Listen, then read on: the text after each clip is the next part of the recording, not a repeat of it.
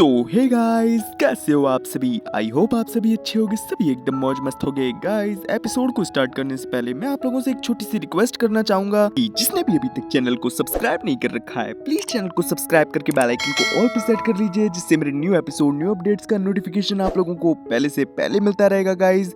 तो गाइस चलिए बिना टाइम वेस्ट किए बढ़ते हैं अपने एपिसोड की तरफ। एपिसोड की स्टार्टिंग में हम देखते हैं टाइम जो उस गोलक नाम के ड्राफ्ट का क्लोन बना कर लाया था, वो अपना काम स्टार्ट कर देता है और यहाँ एल्व्स के लिए घर वगैरह बनाने लगा होता है। और वहीं लाइम इस प्रोमिस्ड लैंड में मौजूद खतरनाक मॉन्स्टर्स का सफाया कर रहा होता है ताकि ये लोग किसी इनोसेंट पर्सन या क्रिएचर को नुकसान वगैरह ना पहुंचा दें। हम देखते हैं प्रिंसेस स्कारलेट भी लाइम को इस तरीके से फाइट करते हुए देख रही होती हैं। वो तो काफी इम्प्रेस होती हैं, लेकिन वहीं लाइम इन चीजों पर ज्यादा ध्यान नहीं देता। वो बोलता है, प्रिंसेस स्कारलेट, क्या अभी तक आप अपनी किंगडम वापस नहीं गई? स्कारलेट बोलती है, पर लॉर्ड, मैं तो आपकी सेवक हूँ, मैं ऐसे कैसे जा सकती हूँ? तभी लाइम बोलता है, आपको मुझे लॉर्ड कहने की कोई जरूरत नहीं है, आप अपने किंगडम की पहली प्रिंसेस हैं, तो क्या आपको नहीं लगता कि आपको अपने किंगडम वापस चले जाना चाहिए? स्कारलेट बोलती है, मास्टर लाइम, कहा जाता है मेरे माँ के परिवार वालों की रगों में ड्रैगन्स का खून दौड़ता है। इस वजह से अक्सर हम इज्जतदार घर की महिलाएं राज परिवारों में शादियां करती हैं। मेरी रगों में भी ड्रैगन्स का खून है, इस वजह से मैं ड्रैगन गॉड रेडॉन की सेवा करना चाहती हूँ। ड्रैगन रेडॉन लाइम से बोलती है, लाइम, लगभग 1 किलोमीटर नॉर्थ की तरफ चलो, वहाँ कुछ ऐसा है जो इस लड़की को पसंद आएगा।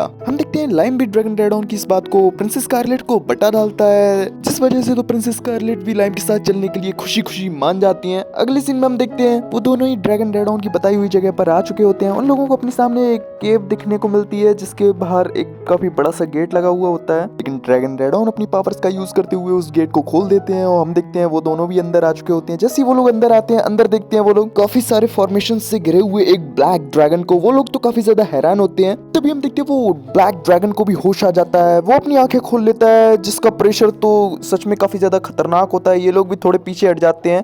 ड्रैगन रेडॉन बताते हैं, ये एक गार्डियन ड्रैगन है जिसको मैंने बनाया है, तुम लोगों का पहला काम है इसे हराना। लाइम पूछता है, आखिर हम लोग इसे कैसे हराएंगे? ड्रैगन रेडॉन बताते हैं, इस ब्लैक ड्रैगन के माथे पर मेरा नाम लिखा हुआ है, वो भी प्राचीन भाषा में। तुम्हें बस करना ये है कि तुम्हें इसके माथे से बस एक अक्षर को मिटाना है, जिससे इस पूरे शब्द का अर्थ आज्ञा मानो बन जाएगा। लाइम बोलते हैं, क्या? पर मुझे कैसे पता चलेगा कि मुझे कौन से अक्षर को मिटाना है? प्रिंसेस स्कारलेट बोलती है, मास्टर लाइम, आपको इसके दाएं तरफ के सेकंड अक्षर को मिटाना चाहिए, इससे आज्ञा मानो शब्द बन जाएगा। हम देखते हैं लाइम भी ऐसे ही करता है और उस ड्रैगन के माथे पर अटैक कर देता है, जिससे उस ड्रैगन के माथे पर थोड़ा सा घाव हो जाता है, जिससे वो अक्षर मिट जाता है। हम देखते हैं वो ड्रैगन भी शांत हो चुका होता है और प्रिंसेस स्कारलेट की तरफ अपना सर झुका लेता है। हम देखते हैं प्रिंसेस स्कारलेट उसके सर को सहलाने लगती है और बोलती है, लगता है ये मेरे ड्रैगन ब्लड को पहचानता है, और इस चीज से वो काफी खुश भी लग रही होती है। तभी अगले सीन में हम देखते हैं लाइम उस केव से अकेला ही बाहर आया होता है। तभी हमें थोड़ी देर पहले का सीन दिखाया जाता है, जहाँ स्कारलेट बोलते हैं, इस ड्रैगन के घाव काफी गहरे हैं, तो जब तक ये ठीक नहीं हो जाता तब तक मैं इसके साथ ही रहना चाहती हूँ। लाइम बोलता है, तो ठीक है, जब तुमने फैसला कर ही लिया है तो मैं अकेला ही बाहर जाता हूँ प्रिंसेस। हम देखते हैं प्रिंसेस शब्द सुनकर स्कारलेट थोड़ी नाराज हो जाती है। वो बोलती है, मैंने आपसे कितनी बार कहा है आप मुझे मेरे नाम से बुलाएं। हम देखते हैं लाइम भी थोड़ा घबरा जाता है। वो बोलता है, अरे अरे मेरा मतलब था स्कारलेट। तभी सीन प्रेजेंट में आ जाता है, जहाँ लाइम थोड़ा उदास सा चेहरा बनाते हुए बोल रहा होता है, सच में यार मुझे अभी भी इन चीजों की आदत नहीं हुई है। ड्रैगन रेडॉन बोलते हैं, तो फिर बच्चे, तुम्हें जल्द ही इन चीजों को सीख लेना चाहिए, क्योंकि तुम बहुत ही आगे निकल चुके हो। तभी देखने को मिलता है अचानक से जहाँ एल्फ्स विलेज बन रहा होता है, वहाँ काफी ही धमाकों की आवाज आने लगती है, जिसको देखकर तो लाइम से रहा नहीं जाता, वो तुरंत ही उस ओर निकल जाता है। हम देखते हैं लाइम जैसे ही वहाँ पर अपने टेलीपोर्टेशन स्पेल का यूज करते हुए आता है, उसे तो अपने सामने काफी ज्यादा तबाही देखने को मिलती है। वो बोलता है, आखिर यहाँ ये सब हुआ कैसे? तभी हम देखते हैं वहाँ भागते हुए राइना भी आ जाती है, जिससे लाइम पूछता है, आखिर ये सब हो क्या रहा है? राइना बताती है, पता नहीं क्यों, पर अजीब से दिखने वाले वुल्फ मॉन्स्टर ने हम लोगों पर अटैक कर दिया था। तभी हम देखते हैं एक वुल्फमैन काफी ऊंची सी छलांग लगाते हुए लाइम पर अटैक कर देता है, लेकिन लाइम तुरंत ही पीछे हटते हुए खुद को बचा लेता है। वो बोलता है, क्या तुम और तुम्हारे साथियों ने इस जगह की ऐसी हालत की है? वो वुल्फमैन बोलता है, तुम गंदे इंसानों, तुरंत ही इस पवित्र भूमि को छोड़कर यहाँ से चले जाओ, नहीं तो हम तुम्हें चीर कर रख देंगे। लाइम बोलता है, अरे यार भाई, कोई मिसअंडरस्टैंडिंग हुई है, चलो बैठ कर बात करते हैं। लेकिन हम देखते हैं वो वुल्फमैन तो लाइम पर अटैक कर देता है, लेकिन वो अटैक लाइम को लग पाता उससे पहले ही लाइम टेलीपोर्ट होते हुए उस वुल्फमैन के पीछे आ जाता है और तुरंत ही अपने लाइटनिंग मैजिक का यूज करते हुए उस वुल्फमैन को काफी तगड़े झटके देने लगता है, जिससे वो वुल्फमैन तो अपने घुटनों पर आ जाता है। लाइम बोलता है, यार मैंने तुमसे कितनी बार कहा है, चलो बैठ कर बात करते हैं। ये बोलते हुए वो तुरंत ही जूनियर रेडॉन को वहाँ समन कर लेता है।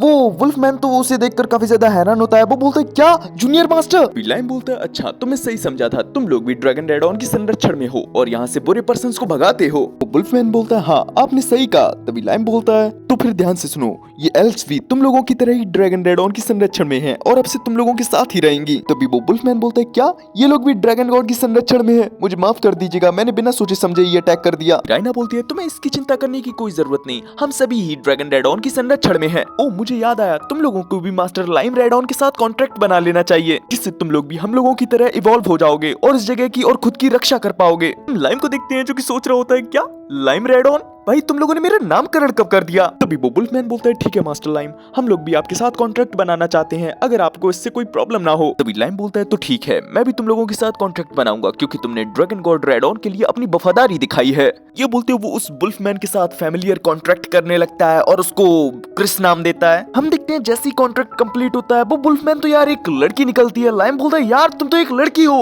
हम देखते हैं लाइम तो काफी ज्यादा हैरान हो चुका होता है। तभी क्रिस बोलती है हाँ तो क्या हुआ? हम देखते हैं वो इतनी क्यूट वे में बोली होती है कि लाइम के भी बोलती बंद हो चुकी होती है। तभी सीन शिफ्ट होकर हमें अगले दिन का सीन दिखाया जाता है जहाँ लाइम ने अपनी रात एनो द वर्ल्ड वाले घर में गुजारी होती है और जैसे ही सुबह होती है वो तुरंत ही अपने प्रोमिस्ड लैंड में आ चुका होता है। जैसे ही वो आता है उसे देखने को मिलता है सभी लोग एल्फ्स और खुद के लिए घर बनाने में एक दूसरे की मदद कर रहे होते हैं और हम ये भी देखते हैं लाइम ने सभी वुल्फमैन के साथ कॉन्ट्रैक्ट बना लिया होता है जिससे सभी लोग इवॉल्व हो चुके होते हैं। हमें देखने को मिलता है वहाँ क्रिस भी काम कर रही होती है और उसकी नजर जैसे ही लाइम की तरफ जाती है वो तुरंत ही भागते हुए लाइम से चिपक जाती है। लाइम तुरंत ही उसे खुद से नीचे उतारता है और बोलता है लगता है तुम भी काफी मेहनत कर रही हो। तभी क्रिस बोलती है हाँ और हमें माफ कर दीजिएगा क्योंकि हम लोगों की वजह से ये सब चीजें ऐसी हुई हैं, इसलिए मैं जितनी हो सके उतनी मदद करना चाहती हूँ। हम लाइम को देखते हैं जो कि क्रिस के सर पर हाथ फेरते हुए बोलता है सच में तुम दिल की काफी अच्छी लड़की हो। ये बोलते हैं वो टूटी फूटी जगहों को देखने लगता है। वो सोच रहा होता है काश कोई ऐसा मैजिक होता जिससे मैं अपने मैजिक की मदद से ही इन सब चीजों को ठीक कर देता। तभी ड्रैगन रेडॉन बोलते हैं बच्चे तो फिर तुम ही ऐसे मैजिक को क्यों नहीं बना लेते? तभी लाइम बोलता है क्या मैं सच में ऐसे स्पेल को बना सकता हूँ? तभी ड्रैगन रेडॉन बोलते हैं हाँ क्यों नहीं, तुम्हें बस शुरू से लेकर एंड तक की प्रोसेस को इमेजिन करना है, बस तुम्हारी इमेजिनेशन स्ट्रांग होनी चाहिए। देखो बच्चे प्रोसेस और रिजल्ट एक दूसरे से जुड़े हुए हैं, तुम्हारी स्ट्रांग इमेजिनेशन तुम्हारी किसी भी कल्पना को सच बना सकती है। हम देखते हैं ड्रैगन रेडॉन की बातों को सुनकर इमेजिन करके लाइम एक गिम मेमोरी नाम के स्पेल को बना भी डालता है और उससे एक लकड़ी के टुकड़े पर यूज कर देता है और क्रिस से बोलता है क्रिस इस पिलर पर मैंने अपनी स्पेल का यूज किया है, जल्दी से इस पिलर को तोड़ दो। हम देखते हैं क्रिस भी ऐसे ही करती है लेकिन जैसे ही वो पिलर टूटता है वो अपने आप ही अपनी पहली वाली कंडीशन में आ जाता है, यानी एकदम सही हो जाता है। लाइम बताता है मेमोरी ये मैंने एक ऐसा स्पेल बनाया है जो कि चीजों को उनकी निर्धारित अवस्था में रखता है। हम देखते हैं इस चीज को सुनकर तो क्रिस काफी ज्यादा खुश हो जाती है। वो बोलती है मास्टर आप सच में काफी कमाल के हो। और ये बोलती है वो फिर से लाइम से चिपकने लगती है। ड्रैगन रेडॉन भी बोलती है सच में लाइम जितना मैंने सोचा था तुम उससे भी ज्यादा टैलेंटेड हो, तुमने मेरे सिर्फ कुछ शब्दों को सुनकर स्पेल्स को बनाना सीख लिया। तभी अगली सीन में हम देखते हैं लाइम अपनी ट्रेनिंग कर रहा होता है। लाइम ने एक और न्यू स्पेल बना डाला होता है पावर मिसाइल। तभी लाइम हम लोगों को बताता है मैंने अपने मैजिक मिसाइल स्पेल को ध्यान में रखते हुए एक न्यू स्पेल बनाया जिसका नाम पावर मिसाइल है जो कि मेरी मैजिक मिसाइल का सबसे पावरफुल वर्जन है। तभी ड्रैगन रेडॉन बोलते हैं सच में बच्चे तुम काफी कमाल के हो, तुम्हें इसी तरीके के न्यू स्पेल को बनाते रहना चाहिए। लाइम बोलता है हाँ मेरे भी कुछ ऐसे ही इरादे हैं। तभी ड्रैगन रेडॉन बोलते हैं बच्चे तुम्हें मैजिक के साथ साथ दुनिया के बारे में भी सीखना चाहिए और इसके लिए तुम इस जगह को अपना नेशन बनाकर बहुत कुछ सीख सकते हो, बस तुम्हें एक ऐसे रास्ते को चुनना है जिससे तुम्हें सब कुछ सीखने को मिल सके। लाइम बोलता है हाँ आप एकदम सही कह रहे हो क्योंकि मुझे भी लगता है चीजों को सीखने की कोई लिमिट नहीं है और ना ही कोई एंड, क्योंकि हर एंड के बाद एक शुरुआत होती है। ऐसी बहुत सारी चीजें हैं जिनको मैं जानना चाहता हूँ, जैसे कि जब इस दुनिया में मैजिक नहीं होगा तो आखिर लोगों ने मैजिक को कैसे बनाया, यानी कि इमेजिनेशन से भी हटके कोई ऐसा रास्ता जरूर होगा जिससे वो लोग मैजिक बनाना सीखे। हम देखते हैं इस चीज को सुनकर तो ड्रैगन रेडॉन काफी ज्यादा हंसने लगते हैं। वो बोलते हैं सच में अब तो मुझे तुम्हारे फ्यूचर को देखने का इंतजार ही नहीं हो रहा। तभी हम देखते हैं पीछे से भागते हुए राइना आ जाती है जो कि बोलती है मास्टर लाइम एक इमरजेंसी है, कुछ इंसान कुछ पिक्सीज का पीछे करते हुए यहाँ तक आ गए हैं। लाइम बोलता है क्या? सीन शिफ्ट होकर हमें कुछ घुड़सवारों का सीन दिखाया जाता है जो कि प्रोमिस्ड लैंड की तरफ बढ़ रहे होते हैं। वो लोग बात कर रहे होते हैं कुछ छोटी पिक्सीज इसी तरफ भागी थी, लेकिन चाहे कुछ भी हो हम लोग क्विस्टाडोर किंगडम और जैमिल किंगडम से पीछे नहीं रह सकते। लेकिन तभी हम देखते हैं अपने टेलीपोर्टेशन मैजिक का इस्तेमाल करते हुए अचानक से उन लोगों के सामने आ जाता है लाइम। वो घुड़सवार बोलते हैं लड़के क्या तुम यहीं के रहने वाले हो? लाइम को देखते हैं जिसको सभी की बातें याद आने लगती हैं, जो कि सभी बोल रहे होते हैं प्लीज आप इस जगह को अपना नेशन बना लें। लाइम को देखते हैं जो कि इन्हीं सब बातों को याद करते हुए काफी जोश में आ जाता है। वो बोलता है तुम सब यहाँ से चले जाओ, ये मेरा नेशन है। तभी हम देखते हैं सबसे आगे मौजूद उन घुड़सवारों का लीडर बोलता है अच्छा बच्चे तो क्या तुम मुझे अपने नेशन का नाम बता सकते हो? हम देखते हैं लाइम तो बेचारा कुछ समझ ही नहीं पा रहा होता कि अब उसे क्या करना चाहिए। तभी वो घुड़सवार बोलते हैं ऐसा लगता है जैसे ये बच्चा अपने बचपन को खेलों को कुछ ज्यादा ही सीरियसली ले रहा है। ये बोलते वो लोग आगे बढ़ने लगते हैं, लेकिन तभी हम लाइम को देखते हैं जो अपने पावर मिसाइल का यूज करते हुए उन्हें पीछे कर देता है और बोलता है, लगता है तुम मुझे बच्चा समझने की गलती कर रहे हो। मैं तुम्हें लास्ट वार्निंग देता हूँ, यहाँ से चले जाओ नहीं तो कहीं जाने लायक नहीं बचोगे। लेकिन हम देखते हैं सभी घुड़सवारों में से एक घुड़सवार को कुछ ज्यादा चुल मची होती है। वो लाइम पर अटैक करने के लिए आगे बढ़ने लगता है। लेकिन हम लाइम को देखते हैं जो इन सभी चीजों से काफी ज्यादा इरिटेट हो चुका होता है। वो अपने टेलीपोर्टेशन मैजिक का इस्तेमाल करते हुए सभी लोगों को उनके घोड़ों से गिराने लगता है और साथ ही साथ वो उन सभी के जनरल को भी गिरा देता है और काफी एटीट्यूड में बोलता है, मैं तुम्हें लास्ट वार्निंग दे रहा हूँ, यहाँ से चले जाओ नहीं तो मैं तुम पर बिल्कुल भी रहम नहीं बरतूंगा और अपनी हालत के जिम्मेदार तुम खुद होगे। तभी अपना सीन शिफ्ट होता है। हम देखते हैं काफी सारी पिक्सीज के साथ राइना लाइम का वेट कर रही होती है। तभी अपना टेलीपोर्टेशन मैजिक का यूज करते हुए लाइम भी वहाँ आ जाता है। हम देखते हैं राइना तो लाइम की काफी चिंता कर रही होती है। इस वजह से वो भागते हुए लाइम के पास जाती है। लाइम बोलता है, राइना तुम्हें परेशान होने की कोई जरूरत नहीं, मैंने उन सभी ट्रैवल क्रिएटर्स को यहाँ से भगा दिया है। तभी राइना बोलती है, मास्टर लाइम मुझे खुशी है आप एकदम ठीक है, इनसे मिलिए, ये वो पिक्सीज हैं जिनके गांव पर इन इंसानों ने अटैक करके इन्हें बेघर कर दिया है। मास्टर लाइम मैं चाहती हूँ इन्हें भी हम लोगों के साथ ही रख लिया जाए। तभी लाइम बोलता है, मुझे इससे कोई प्रॉब्लम नहीं है, अगर इन पिक्सीज में से कोई मेरे साथ कॉन्ट्रैक्ट करना चाहता है तो बस मुझे बता देना। तभी हम देखते देखते माम और भी पिक्सीज आ जाती हैं। राइना बोलती है, मास्टर लाइम मैंने इन सभी को कॉन्ट्रैक्ट के बारे में बता दिया है और ये सभी आपके साथ कॉन्ट्रैक्ट करना चाहती हैं। हम देखते हैं लाइम की तो बोलती बंद आ जाती है। वो सोचता है, मैं यार लगता है मैं काफी बिजी होने वाला हूँ। तभी अगले सीन में हम देखते हैं लाइम बारी बारी करके सभी पिक्सीज के साथ फैमिलियर कॉन्ट्रैक्ट करने लगता है और उन्हें नाम देने लगता है। लाइम हम लोगों को बताता है, लगभग मैंने 100 पिक्सीज के साथ कॉन्ट्रैक्ट किया, अब हमारे प्रोमिस्ड लैंड की आबादी और भी ज्यादा बढ़ गई है। तभी अपना सीन शिफ्ट होकर हमें लाइम के एनदर वर्ल्ड स्पेल के अंदर वाले घर का सीन दिखाया जाता है, जहाँ लाइम सभी ट्राइब्स के लीडर और स्कारलेट के साथ मीटिंग कर रहा होता है। वो उन सभी के सामने उन सभी घुड़सवारों का एक हेड आर्मर डाल देता है और पूछता है, क्या तुम सभी में से कोई भी इस पर बने निशान के बारे में जानता है? तभी सोफिया बताती है, ये क्रेस्ट प्रिंसिपैलिटी ऑफ पाल्टा का है। लाइम बोलता है, क्या प्रिंसिपैलिटी ऑफ पाल्टा? तभी सोफिया आगे बताती है, ये जैमील और क्विस्टाडोर किंगडम की ही तरह ये भी हमारे प्रोमिस्ड लैंड के किनारे का ही नेशन है। ऐसा लगता है जो लोग कल हमारे बॉर्डर की तरफ बढ़ रहे थे वो लोग उस नेशन के स्काउट्स थे। सिचुएशन को देखकर ऐसा लगता है जैमील और क्विस्टाडोर किंगडम के भी स्काउट्स जल्दी ही यहाँ आएंगे कि पहले हमारा प्रोमिस्ड लैंड एक घाटी थी जिससे तीनों नेशन एक दूसरे से अलग थे, पर ये घाटी अब ऊपर उठ चुकी है जिससे तीनों नेशंस के बॉर्डर हमारे प्रोमिस्ड लैंड से जुड़ रहे हैं। तभी लाइम बोलता है, मैं तुम्हारी बात को समझ गया, हर नेशन इस जगह को अपनी टेरिटरी बनाना चाहेगा, आखिर अब मुझे क्या करना चाहिए? तभी स्कारलेट बोलती है, मास्टर लाइम मैं अभी भी चाहती हूँ आप इस जगह के किंग बन जाएं। देखिए एक नेशन को खड़ा करने के लिए 3 चीजों की जरूरत पड़ती है, जमीन, लोग और पावर। आपके पास जमीन पहले से ही है और जैसे जैसे हमारे नेशन की अफवाहें फैलेंगी हमें लोग भी मिलते रहेंगे। तभी लाइम बोलता है, हाँ तुमने एकदम सही कहा, अब बचती है तो सिर्फ पावर। एक नेशन को बचाने के लिए हमें काफी सारे सोल्जर्स की भी जरूरत पड़ेगी। विक्रिस बोलती है, मास्टर लाइम ये काम मुझ पर और मेरे साथियों पर छोड़ सकते हो, मुझे इस तरीके के काम काफी पसंद है। तभी लाइम बोलता है, हाँ तुमने एकदम सही कहा, मैं तो भूल ही गया था, तुम तो एक वुल्फमैन हो, तो ठीक है मैं ये काम तुम पर छोड़ता हूँ। तभी स्कारलेट बोलती है, हमें हमारे विलेज की प्रोग्रेस करते रहनी चाहिए, साथ ही साथ हमें अपने सोल्जर्स को भी ट्रेन करते रहना चाहिए और अगर कोई दुश्मन हमारी टेरिटरी में बिना हमारी इजाजत के घुसने की कोशिश करे तो उसे तुरंत ही यहाँ से भगा देना चाहिए, जिससे अदर नेशन के लोग हमारे दुश्मन बनने से डरेंगे और हमारे दोस्त बनने की कोशिश करेंगे। और जैसा स्कारलेट ने बोला होता है, हमें अगले दिन का सीन दिखाया जाता है। जैमिल के कुछ नोबल्स वहाँ के किंग लोरेंजो की तरफ से मिलने आए होते हैं, जिसमें से एक नोबल बोलता है, लैंडोनर हम लोग आपसे फाइट नहीं करना चाहते बल्कि हम लोग आपसे संधि करना चाहते हैं। जैसे लाइम को पता चलता है ये लोग जैमिल से हैं तो वो तुरंत ही स्कारलेट से पूछता है क्या वो इन्हें जानती है, क्योंकि वो भी जैमिल की फर्स्ट प्रिंसेस है। स्कारलेट बता दिया, हाँ ये लोग जैमिल के नोबल्स हैं और इस येलो हेयर वाले बंदे का नाम लियोनार्डो है। तभी लियोनार्डो बोलता है, जैसा कि मैंने आपको बताया हम लोग आपसे संधि करने आए हैं, अगर आप इस चीज को मानते हैं तो हम अपनी फर्स्ट प्रिंसेस की शादी आपसे कराने के लिए भी तैयार हैं। यहाँ वो स्कारलेट की ही बात कर रहा होता है।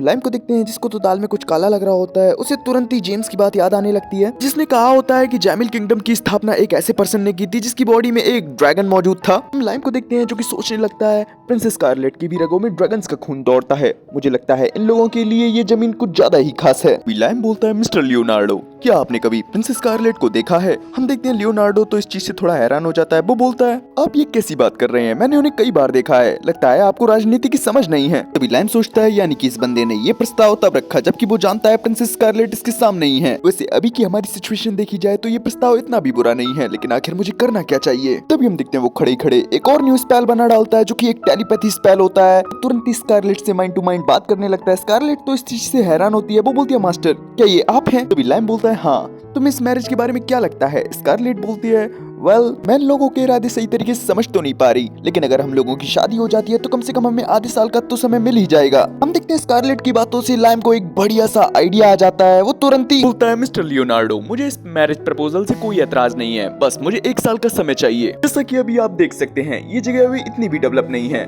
हम लोग 1 साल में इस जगह को डेवलप करना चाहते हैं। उम्मीद करता हूँ आपके महाराज इस बात को समझेंगे। हम देखते हैं लियोनार्डो के पास भी अब इस चीज का कोई जवाब नहीं होता। वो बोलता है ठीक है, मैं इस बारे में महाराज को बता दूंगा। ये बोलते हुए वो सभी वहाँ से निकल जाते हैं। हम देखते हैं लाइम चैन की सांस लेता है। तभी स्कारलेट बोलती है, सच में आज आपने काफी अच्छा डिसीजन लिया। हम देखते हैं लाइम भी काफी खुश होता है। वो बोलता है, हाँ मैं भी काफी खुश हूँ, क्योंकि अब मेरे पास इनफ टाइम है इस जगह को डेवलप करने के लिए। तभी सीन शिफ्ट होकर में कुछ दिनों बाद का सीन दिखाया जाता है, जहाँ सभी लोग काफी जोरों शोरों से अपने कामों में जुटे हुए होते हैं। तभी हम वहाँ लाइम को भी देखते हैं, जिसके पास उसका क्लोन टेलीपोर्ट होते हुए आता है। लाइम बोलता है, क्या तुम वहाँ तक पहुँचे? हम देखते हैं क्लोन वाला लाइम भी हाँ बोलता है और टेलीपोर्ट करते हुए लाइम को उसी जगह पर ले आता है। हमें देखने को मिलता है वो लोग जिस जगह की बात कर रहे होते हैं वो प्रिंसेस स्कारलेट का घर होता है। हम देखते हैं प्रिंसेस स्कारलेट भी अपने घर की तरफ बढ़ रही होती है, उसके साथ एक क्लोन वाला लाइम भी होता है। हम रियल लाइम को देखते हैं जो कि प्रिंसेस स्कारलेट के घर के बाहर खड़ा होता है। वो सोच रहा होता है, अब मैंने प्रिंसेस स्कारलेट के घर को देख लिया है, अब मैं यहाँ कभी भी टेलीपोर्ट करते हुए आ सकता हूँ। ये बोलते हुए वो अपने क्लोन को गायब कर देता है। तभी हम देखते हैं वहाँ स्कारलेट भी आ जाती है, जो कि बोलती है, आप मेरे रियल मास्टर लाइम है ना? लाइम भी बोलता है, हाँ। प्रिंसेस स्कारलेट बोलती है, आप मेरे घर पर पहली बार आए हैं, आपका यहाँ पर स्वागत है, चलिए आप मेरे साथ आइए,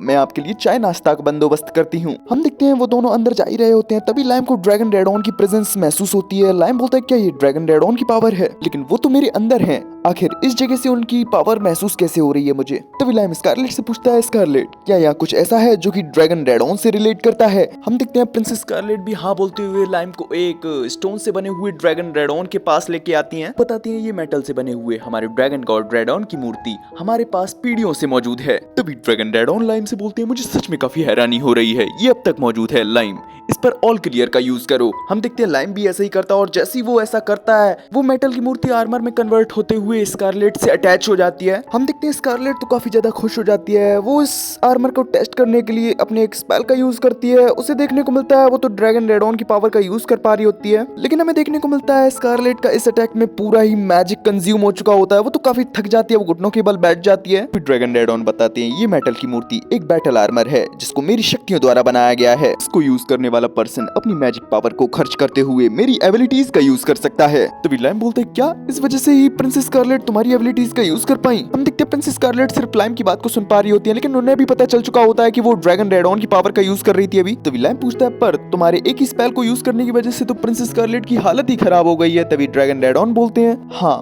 वो तो होगी ही, क्योंकि ये गोल्डन आर्मर एक हाई लेवल का आर्मर है। तभी लाइम पूछता है, तो क्या लो लेवल के भी आर्मर थे? तभी ड्रैगन रेडॉन बताते हैं, हाँ थे तो, पर वो सभी किसी बैटल के दौरान कहीं खो गए। तभी लाइम पूछता है, क्या आप मुझे इन आर्मर्स को बनाना सिखा सकते हैं? हम देखते हैं इस चीज को सुनकर ड्रैगन रेडॉन हंसने लगते हैं। वो बोलते हैं, सच में तुम काफी इंटरेस्टिंग हो। ये बोलते हुए वो लाइम को कुछ मेटल्स को इकट्ठा करने के लिए बोलते हैं। हम देखते हैं लाइम तुरंत ही स्कारलेट से बोलता है, क्या तुम ऐसा कर सकती हो? स्कारलेट भी इस चीज के लिए मान जाती है। अगले सीन में दिखाया जाता है लाइम जूनियर रेडॉन की मदद से और ड्रैगन रेडॉन की इंस्ट्रक्शंस को फॉलो करते हुए एक छोटे से मेटल के रेडॉन को बनाने में कामयाब हो जाता है। लाइम बोलता है, स्कारलेट तुम इस पर अपने ब्लड की एक ड्रॉप डालनी है, जिससे तुम्हारा इस आर्मर के साथ कॉन्ट्रैक्ट हो जाएगा और तुम इसे कभी भी यूज कर पाओगी। हम देखते हैं जैसे ही प्रिंसेस स्कारलेट ऐसा करती है वो पूरा का पूरा मेटल ड्रैगन एक आर्मर में कन्वर्ट होते हुए फिर से स्कारलेट से अटैच हो जाता है। हम देखते हैं वो ड्रैगन रेडॉन का कुछ पावर्स का यूज भी कर पा रही होती है और इस बार वो जल्दी थक भी नहीं रही होती। तभी वो लाइम को बताती है, सच में ये आर्मर काफी अच्छा है, ऐसा लग रहा है जैसे ये आर्मर जिंदा हो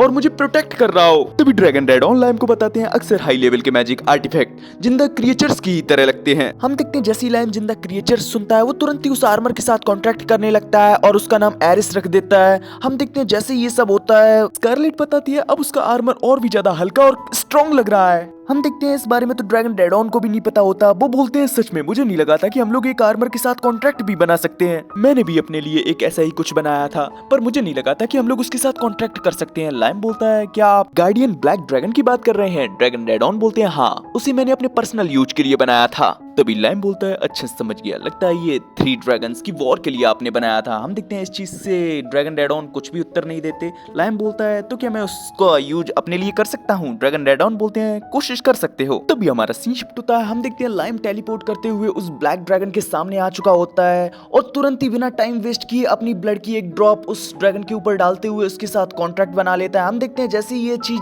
कंप्लीट होती है वो पूरा का पूरा ड्रैगन एक आर्मर में कन्वर्ट होते हुए लाइम की बॉडी से अटैच हो जाता है। हम देखते हैं लाइम तो अपने आप को काफी ज्यादा पावरफुल महसूस कर रहा होता है। वो तुरंत ही अपने पावर मिसाइल स्पेल्स को टेस्ट करने लगता है, ये देखने के लिए कि उसकी पावर कितनी बड़ी है। उसे देखने को मिलता है कि अब वो 37 पावर मिसाइल्स को एक साथ ही यूज कर सकता है, लेकिन ऐसा करने की वजह से उसकी सारी मैजिक पावर खत्म हो चुकी होती है और वो तुरंत ही अपने नॉर्मल फॉर्म में आ जाता है। ड्रैगन रेडॉन उसे बताते हैं, सच में तुम में कुछ तो बात है, तुम वो तीसरे इंसान हो जो कि इसे पहनकर बचे हो, और वो पहले इंसान जो कि इसे पहनने के तुरंत बाद ही एक स्पेल कास्ट करने में कामयाब रहे। और मैं ईमानदारी से कहूंगा, अगर तुमने इस आर्मर को मास्टर कर लिया तो वो दिन दूर नहीं जब तुम इस पूरी दुनिया को अपनी मुट्ठी में कर लोगे। और गाइस, इसी धमाकेदार सीन के संग हो जाता है अपना ये एपिसोड यही फिनिश। आप लोगों को एपिसोड कैसा लगा कमेंट में जरूर बताना। इसका नेक्स्ट एपिसोड भी आ चुका है, मैं जल्दी ही उसको भी एक्सप्लेन कर दूंगा।